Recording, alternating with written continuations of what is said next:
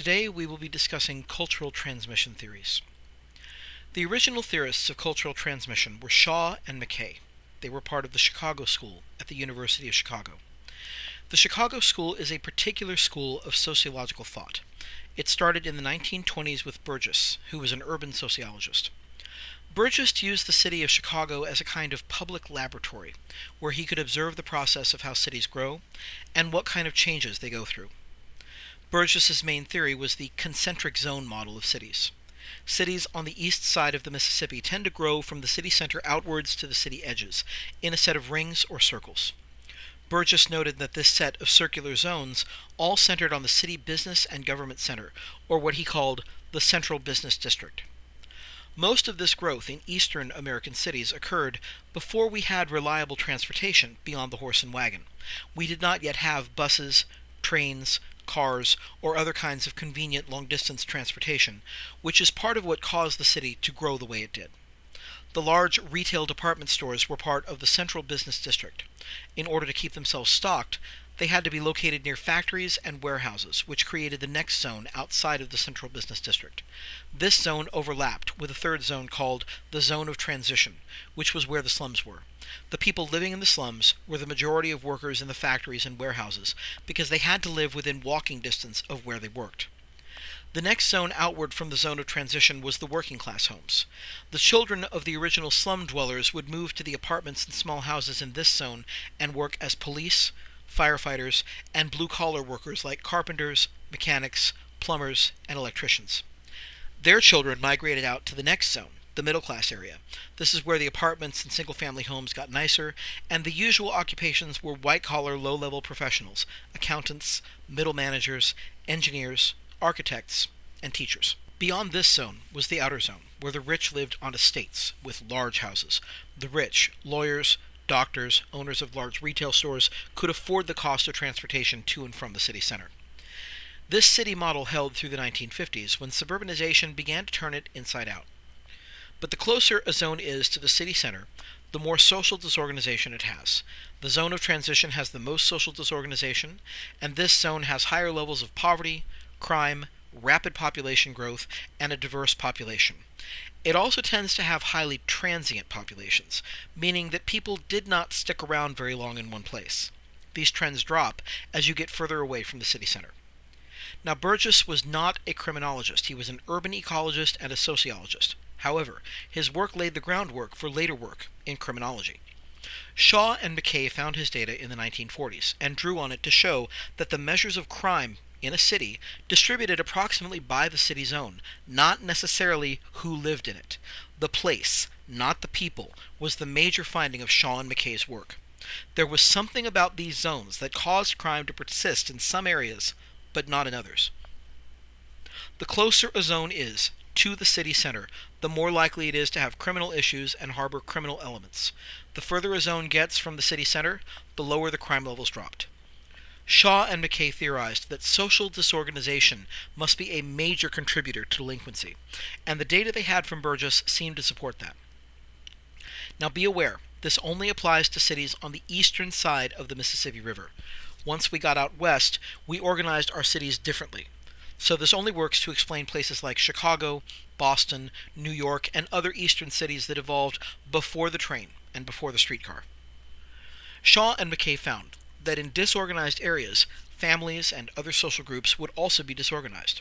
Schools would not be orderly or run well. There would be limited social activities for youth that adults were in charge of. For example, scouts or Little League probably wouldn't exist in these areas. And so, in these areas, youth would be pretty much out of adult social control, which would lead to increased delinquency. The Chicago School identified the problem was the environment in which prospective criminals were growing up. Their solutions to this issue include increasing urban development, creating safe and organized neighborhoods for people in the inner zones, providing adequate adult social control for the youth. And these are good suggestions, but they have largely not been followed. So when we talk about social disorganization theory, the core concepts are concentric zones, the social disorganization levels in each zone, the levels of crime in each zone, and urban ecology, which is the study of an urban environment and all the living things in it. Now this is a visual of the concentric zones. The central business district is where the money and power is. This is where we see things like banks, government offices, insurance agencies, the big stores like Macy's and Saks Fifth Avenue. Outside of this, you have the factories and warehouses which overlap with the zone in transition, which is where the slum housing is. The zone of transition is often called the ghetto. This is where the highest levels of crime happen. The third zone is the workers' homes. So here we see apartments or little cracker box houses. It's working class, but it's not a slum. This is where we see the blue-collar class of mechanics and plumbers and electricians and police. The fourth zone is the residential or middle-class zone. This is where we see really nice apartments, condos, townhomes, and single-family homes. This is where we see middle-class folks working mainly white-collar jobs like accountant, small businessman, and middle manager. And finally, in Zone 5, the commuter zone, is where we see the rich people's homes. They can commute to the central business district, and in the early life of the city, they would come in by horse and buggy. Later, they could take streetcars, the train, the trolley, or drive a car. These 5 zones are central to understanding Shaw and McKay's explanation of crime.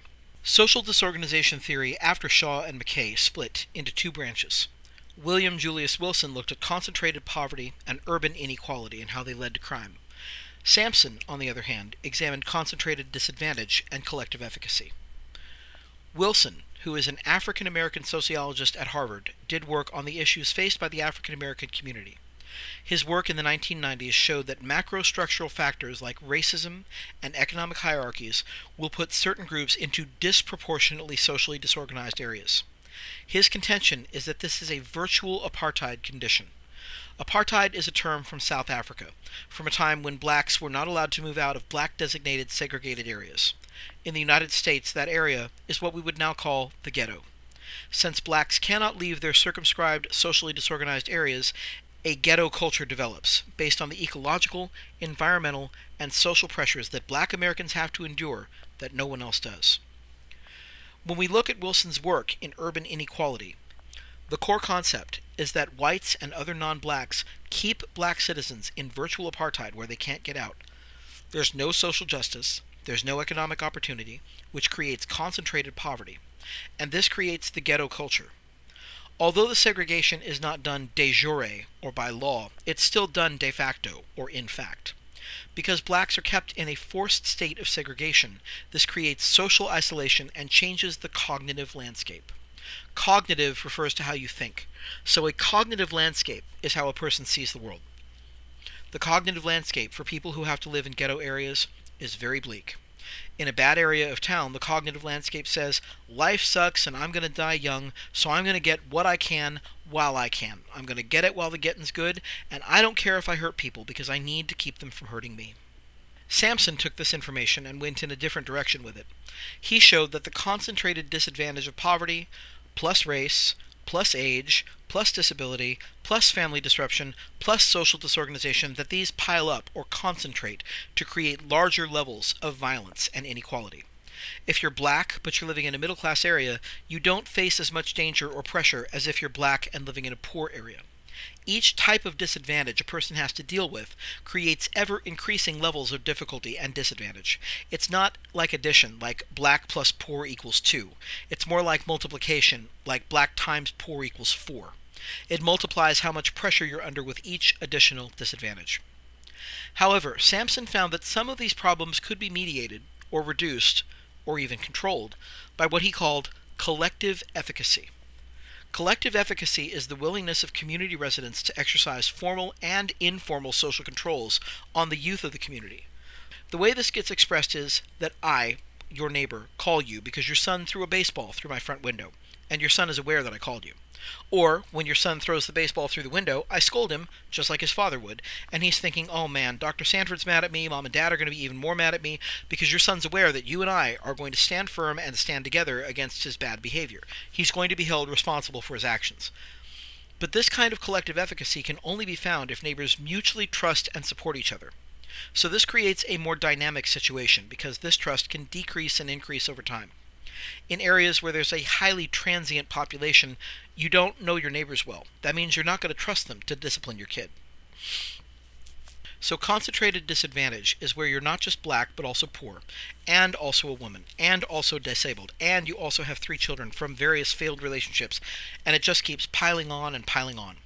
Collective efficacy is where people in a neighborhood agree that all adults in the neighborhood have the right to discipline or call out bad youth behavior. This kind of discipline is a form of informal social control, and social cohesion is the pulling togetherness of a neighborhood. The problem is that these all depend pretty heavily on mutual trust and respect among neighbors. This doesn't do as well when the populations are transient. In many areas of the country, especially poverty-stricken areas, people just do not trust each other in these ways. Both of these branches of the cultural transmission school focus on strengthening community as a way of fixing some of the worst problems that they observe in these areas. This lecture has covered cultural transmission theories of crime and criminal behavior.